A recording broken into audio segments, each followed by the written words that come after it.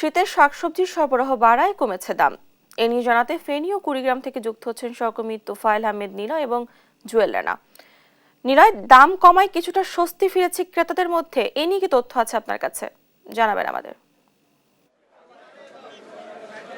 আসলে ডানা, আপনি যেমনটি বলছিলেন, আসলে শীত যতই ঘনিয়ে আসছে ততই আসলে বাজারগুলোতে আসলে শাকসবজি সরবরাহ কিন্তু অনেকটা বেড়েছে। আমরা এখন এই মুহূর্তে আছি ফেনী পৌর সুলতান মাহমুদ হকার্স মার্কেটে। আমরা এখানে এসে সকাল থেকে আসলে যেটি দেখেছি, এখানে আসলে শীতকালীন সবজির যে চাহিদা সেটি কিন্তু অনেকটাই বেড়েছে, ক্রেতাদের মধ্যে অনেকটাই স্বস্তি ফিরেছে। তবে বিশেষ করে নিম্ন আয়ের এবং মধ্যবিত্ত আয়ের যে সকল ক্রেতারা রয়েছে তারাও এখন আসলে এইসব সবজি বাজার নিয়ে কিন্তু তারা বিপাকে পড়েছে। তারা কিন্তু এখনো তাদের যে আয় এবং ব্যয়ের যে সামঞ্জস্য সেটি কিন্তু তারা এখনো মিলাতে পারছে না। তবে আমি আপনাকে বলে রাখি যে এখানকার বাজারের যে দৃশ্যগুলো সেটি কিন্তু প্রতিদিন কিন্তু আসলে পরিবর্তন হচ্ছে। পরিবর্তনের সাথে সাথে আসলে ক্রেতাদের মনে কিছুটা স্বস্তি ফিরছে। আমরা দেখেছি এখানে প্রতি কেজি পেঁয়াজ 90 টাকা, আলু প্রতি কেজি 70 টাকা, নতুন আলু 100 টাকা, টমেটো 120 টাকা, কাঁচামরিচ 80 টাকা, বেগুন 70 টাকা দরে এভাবে কিন্তু প্রতি সবজি বিক্রি হচ্ছে। তবে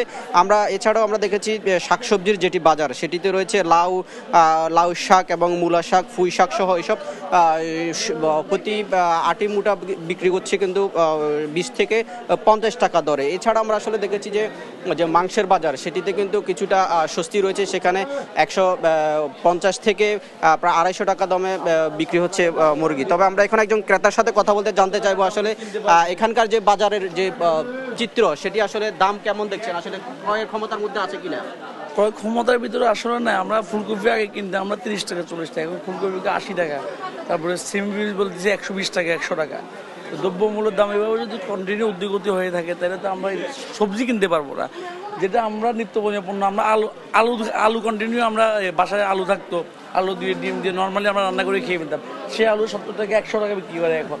তো আমরা এভাবে যদি সিন্ডিকেটগুলো যদি এভাবে কন্টিনিউ এভাবে অব্যাহত থাকে তাহলে আমরা কিছু কিনে খেতে পারবো না সামনে।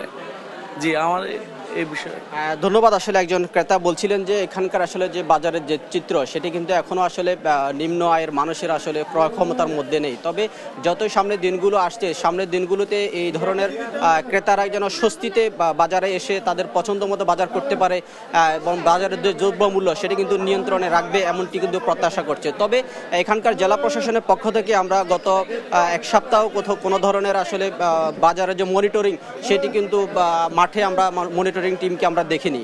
তবে জেলা প্রশাসকের যে বিভিন্ন নির্বাহী ম্যাজিস্ট্রেট যারা রয়েছে তারা কিন্তু বিভিন্ন বাজারে মনিটরিং করার কথা থাকলেও এখনো পর্যন্ত তাদেরকে মাঠে দেখা যায়নি। তো ডানা, এই ছিল আমার কাছে, এবং আমরা এখন চলে যাব কুড়িগ্রামের রানার কাছে।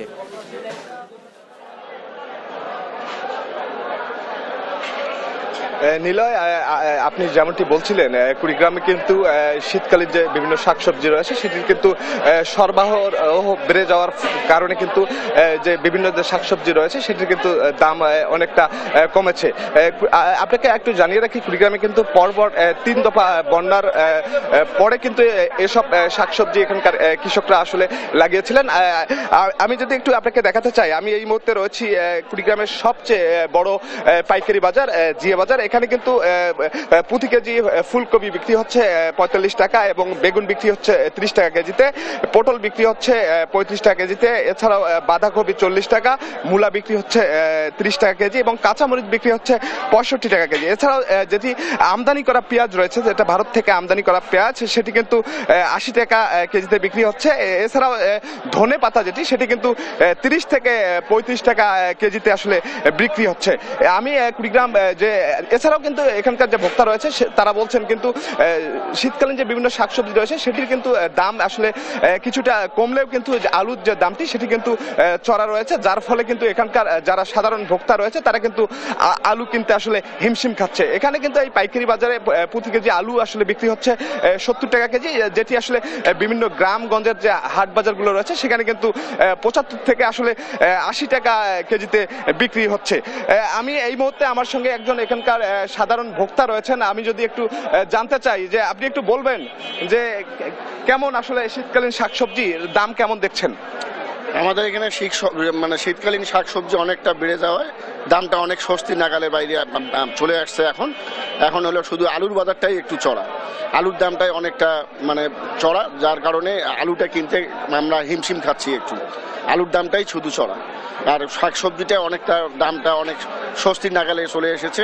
শাকসবজি অনেকটাই আমদানি আছে আমাদের বাজারে। ধন্যবাদ। আপনাকে আরেকটি তথ্য জানিয়ে রাখি, আমি কিন্তু সকালে কুড়িগ্রাম ভোক্তা অধিকার সংরক্ষণ অধিদপ্তরের যে কর্মকর্তা রয়েছে, আমি ওনার সঙ্গে কথা বলেছি।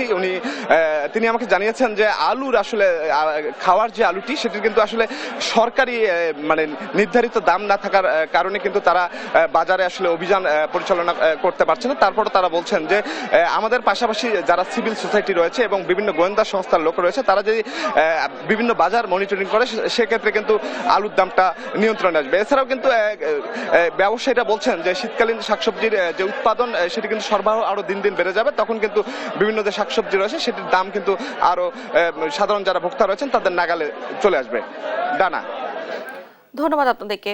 ফেনী ও কুড়িগ্রাম থেকে বাজার দরের খবর জানাচ্ছিলেন আমাদের সহকর্মীরা।